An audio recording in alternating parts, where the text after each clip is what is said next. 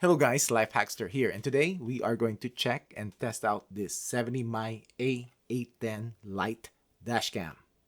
And this is an entry-level 4K dashcam from 70mm. At first glance, at the time of making this video, you would think it is more expensive than the original A810, but it does have a coupon price of only $90. Now, I'm gonna call out 70mm as to their advertising on this.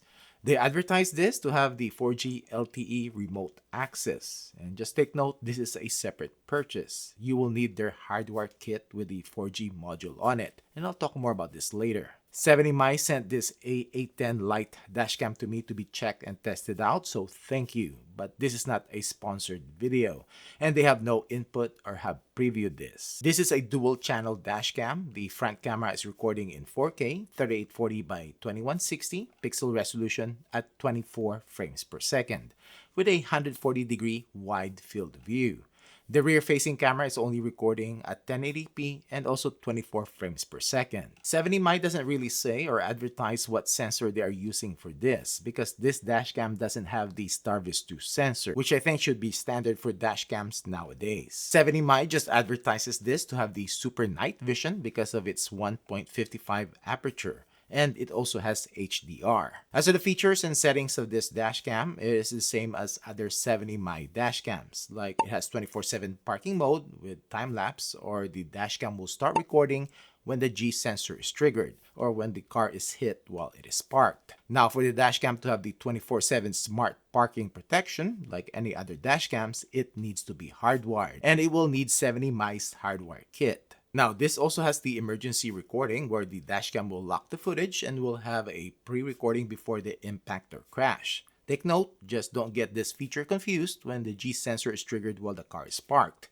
and you will see this later on. So the main difference why this is the light version of the A810 is that this doesn't have the Starvis 2 sensor. Inside the box, you'll get some paperwork, extra mounting tape, some transparent films to install the dashcam to the windshield, and the dashcam itself. This is a different design compared to the regular A810. We have a 3.18-inch screen, and on the bottom we have the buttons to control the menu, and on the side we have the USB-C port to the rear camera and another USB-C port to power it up.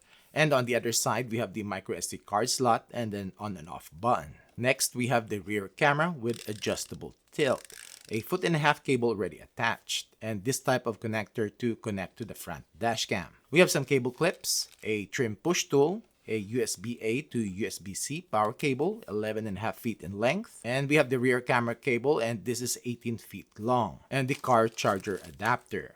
And this is the mounting bracket for the front camera. Now, this is a separate purchase, but 70My also sent me the CPL filter for the dashcam, which to install is just a press fit. And you do need to rotate this when the dashcam is already installed and set it where there's little to no windshield glare. To be able to have remote access to the dashcam stream and also to get notifications when the vehicle is hit while it is parked, you will need the 4G hardware kit, which is a separate purchase. Now, this is just optional. The A810 Lite will also function just as a regular dashcam when not hardwired, meaning it will only turn on and record when the car is on and moving. Now, just a note on this hardware kit. You only need to connect 3 wires, which looks like it is simple. In reality, it is not. And I highly recommend to have a professional install this, especially if you have a newer car. Now, this hardware kit also includes 70My's SIM card, which with any 4G LTE connection, it will be subscription based. But 70My actually has a basic plan, which is free. For now anyways. By the way, this A810 Lite records to a microSD card inserted on the dashcam itself up to a 512GB card. This 64GB is actually included in the kit. As to the SIM card, use this push tool to push out the SIM card tray, pop out the SIM card, place it on the tray, and insert it back to the 4G module. To install, make sure your windshield is clean, stick the transparent film to the windshield, remove the backing on the mounting bracket, and stick it to the transparent film. Then you can reattach the dashcam to the bracket. Same thing on the rear camera. Peel off the backing of the mounting tape and stick it to the rear window. Then plug the camera to the rear cable, which you need to route to the front dash cam. Now for this testing, I'll be using 70 mice battery pack to test the parking mode, and I will eventually make a separate video on this. But for now, this is going to power up the dash cam. This is actually a good option if you don't want to hardwire your dash cam, because this battery pack can be powered and plugged in using your car's charger port. And then you can plug in power to your dash cam and also plug in the rear camera cable. You can go to the 70My app and add the dash cam, which you connect to its Wi-Fi hotspot, which is, by the way, Wi-Fi 6, 2.4 or 5 GHz connection. And you will see the live stream from the dash cam. In here, you can take a snapshot or switch it to the rear camera view, which I need to flip in the settings. And these are the settings with the resolution 4K, HDR, and I'll go to mirroring and rotation, and I'll rotate this 180 degrees. And I'll also turn off the GPS watermark for privacy. But these are the settings that you can change. We also have to set up the 4G connection. So if you scroll down on the main app page, click on Add 4G module, and it is already wired, so just click Next and wait for it to be set up. And these are the additional settings that you can set when the 4G module is attached. Now, time to check out this video quality. So this is the video and audio quality of 70mi's A810 Lite. And the front-facing camera is recording in 4K, 3840 by 2160 pixel resolution, while the rear-facing camera is only recording at 1080p. But this is what the video quality looks like.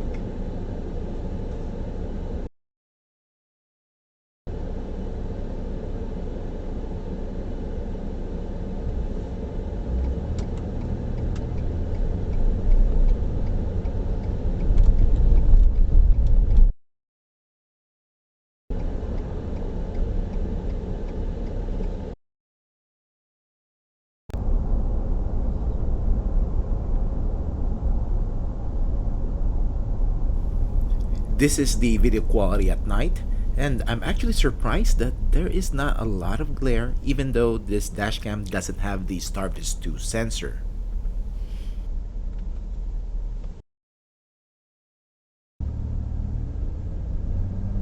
As to the rear camera at night, not really good. Light glare on lighted signs, so you will not be able to read it, and overall low quality footage. Alright, so we are going to test the notification speed of the 70My A810 Lite dashcam that's hooked up to the 4G module. And I'm on my 5G cellular connection. Let's check it out and give this a kick. And then I'll go in the front here and see how soon the camera records. You will be seeing me here, and I will also see if we're gonna get a notification. Seems like I'm not getting any. There you go. All right. I'm gonna click on that. View now. It's uploading the file. Wait until the upload is complete. And you have to wait for a bit before you can view the footage. So most likely you'll be notified and can view the footage after about a minute of the event. So it is not really real time. Also, when in parking mode, the dashcam will only start to record after it got triggered, meaning there is no pre-recording. Not like when you're driving and your vehicle got hit, then that video, and from 10 seconds to 3 minutes before the event, will be saved and recorded. And this is because the dashcam is already on and recording.